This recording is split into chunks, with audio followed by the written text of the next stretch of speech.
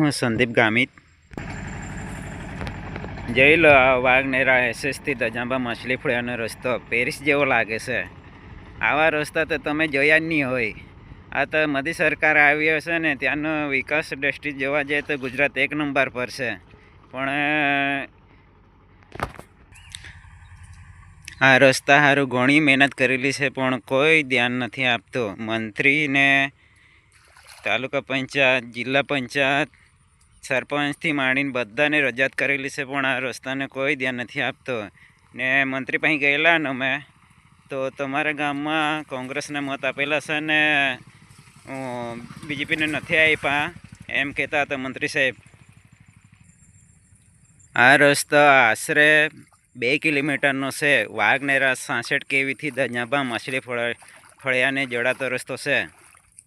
ખરેખર સરકાર રસ્તા બનાવવાના હોય તો એવા રસ્તા બનાવો કે આવા રસ્તા બનાવવા જોઈએ કે નહીં બનવા જોઈએ.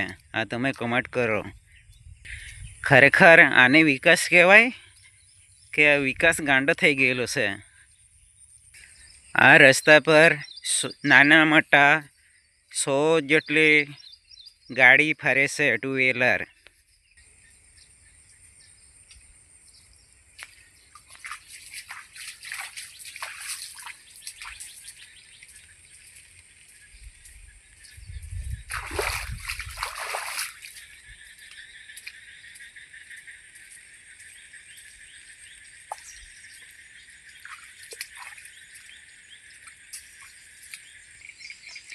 જો આવા રસ્તા તમારા ગામમાં બનાવવાના હોય તો સંદીપ ગામિતને કોન્ટેક કરશો.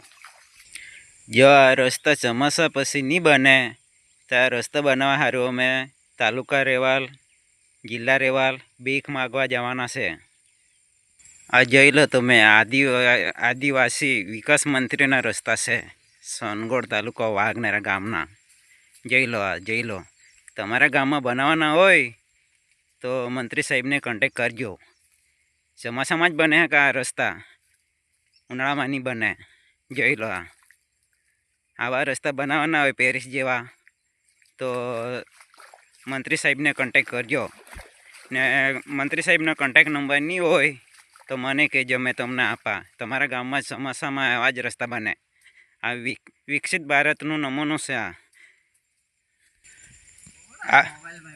આ લોકો આ છે વાઘનેરાનું એસએસ. આવા મંત્રી તો ભાગ્યશાળીને જ મળે. આ તો રસ્તો છે કે પછી તળાવ?